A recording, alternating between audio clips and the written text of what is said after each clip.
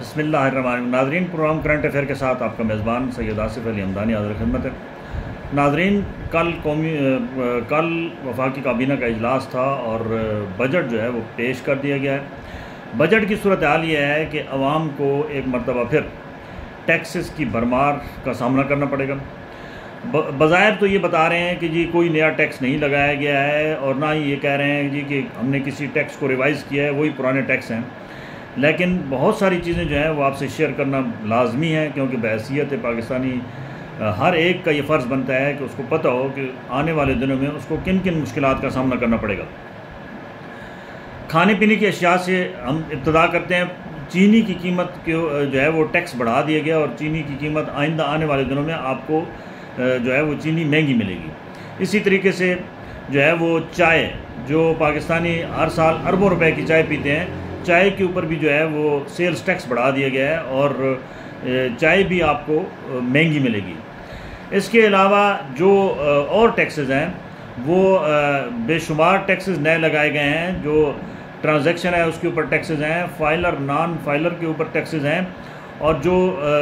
مجموعی صورتحال ہے اس کے مطابق ابھی عوام جو ہے وہ پہلی غربت اور بے روزگاری کے ہاتھوں اتنے تنگ ہیں، اور مہنگائی کا جو پہلے طوفان ہے اس میں آئندہ آنے والے دنوں میں مزید اضافہ ہوگا۔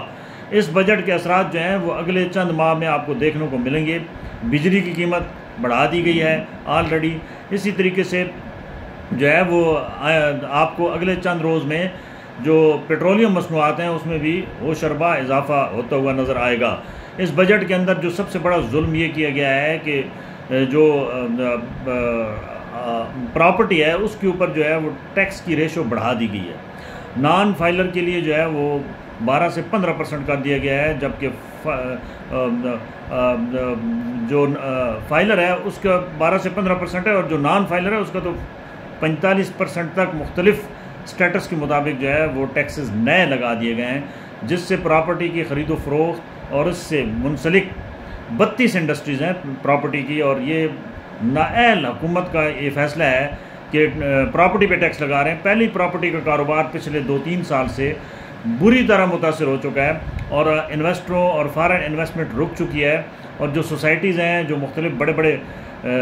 میگا پروجیکٹس ہیں، ان کے اوپر کام پہلے ہی رکا ہوا ہے، کیونکہ پراپرٹی کے اندر استحکام نہیں ہے۔ پراپرٹی جو انویسٹر ہے وہ پاکستان کے اندر انویسٹمنٹ کرنے کو تیار نہیں ہے۔ حالانکہ یہ وہ سافٹ کارنرز ہے شعبہ جس سے اگر اس کو ٹیکس فری کر دیں تو میرے خیال میں ان حکومت کو اربوں خربوں روپے کے محصولات جو ہیں وہ وصول ہو سکتے ہیں، لیکن اس سیکٹر کے اوپر بھی جو ہے وہ ڈنڈی ماری گئی ہے۔ سب سے بڑا جو اس بجٹ میں پیسہ رکھا گیا ہے وہ ایک مرتبہ پھر دفاعی بجٹ رکھا گیا ہے، ٹھیک ہے، جو 2100 ارب روپے ہے، اور تعلیم کا بجٹ پھر نہ ہونے کے برابر ہے، ہیلتھ کا بجٹ نہ ہونے کے برابر ہے،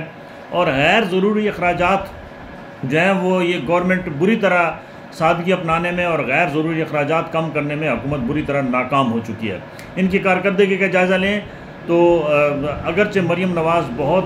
سپیڈ سے پنجاب کے اندر ڈیلیور کرنے کی کوشش کر رہی ہیں، لیکن جو اس وقت مہنگائی کا طوفان ہے اس کی وجہ سے عوام مطمئن نہیں ہے۔ عوام کو استحکام چاہیے اشیاء خورد و نوش میں، عوام کو استحکام چاہیے جو ہے وہ ان کے جو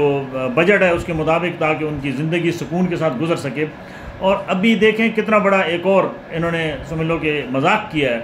سرکاری ملازمین کے ساتھ، کہ سرکاری ملازمین کی تنخواہیں بظاہر تو یہ 25% کہہ رہے ہیں ہم نے بڑھا دی ہے، اور پینشن میں 15% اضافہ کر دیا ہے، جبکہ دوسری جانب جو ہے وہ یہ بیسک میں نہیں کیا گیا، بلکہ یہ اس کی کرنٹ جو تنخواہ ہے اس میں اضافہ کیا گیا ہے، اور 2200 روپے جو ہے وہ نئے ٹیکسز جو ہیں 2200 روپے وہ ان کے اکاؤنٹس میں سے کٹوتی ہوگی، جو ہیں 2200 سے لے کر 22,000 روپے تک جو ہے وہ سرکاری ملازمین کے جو تنخواہیں ہیں ان میں کٹوتی ڈنڈی ماری جائے گی، یعنی ٹیکسز کی مد میں۔ تو یہ بالکل ایک مذاق ہے، اور تاجر یونین بھی اس پہ سراپا احتجاج ہیں۔ کل ٹیچرز اور جو کلرکس ایسوسیشن ہیں انہوں نے بھی کل بہت بڑا پارلیمنٹ ہاؤس کے سامنے مظاہرہ کیا، اور انہوں نے مطالبہ کیا ہے کہ تنخواہیں جو ہیں اور پینشن وہ ہمارے موجودہ جو مہنگائی ہے اس کے تناسب سے بڑھایا جائے۔ یہ بالکل ان کا رائٹ منصوبہ ہے، لیکن ادھر پاکستان میں اس قسم کے معاملات نہیں ہوتے ہیں. یہ ٹوٹل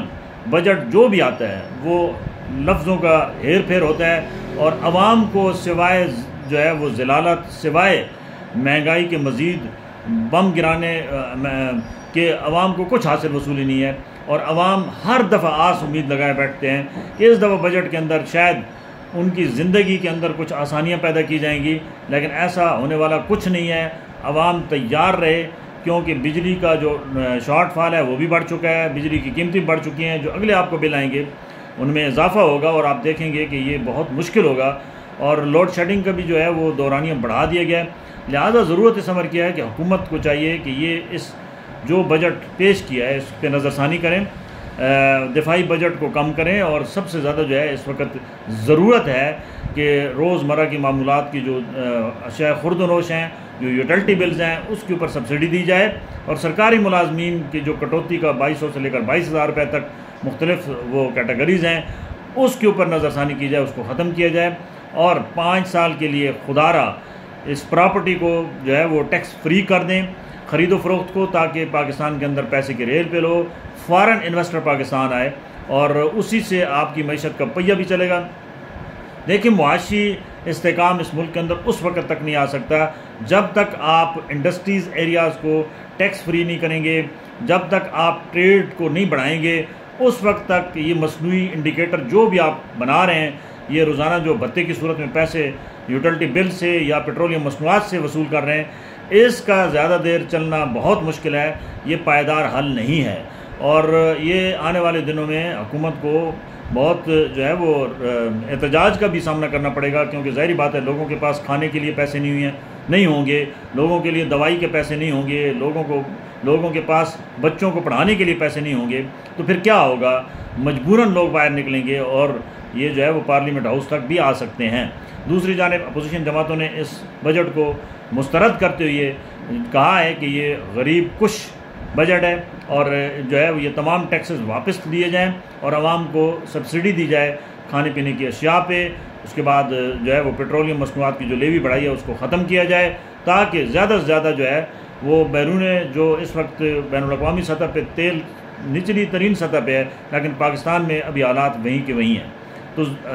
وزیر اعظم صاحب اور ان کی کابینہ کو چاہیے کہ عوام کی اس وقت جو صورتحال ہے اس کو دیکھتے ہوئے تمام اس بجٹ کے اندر نظر ثانی کریں اور غیر ضروری جتنے نئے ٹیکسز لگائیں ان کو ختم کریں. اس سے حالات مزید خراب ہوں گے اور غریب کا چولہا مزید وہ جلنا مشکل ہو جائے گا. بہت شکریہ.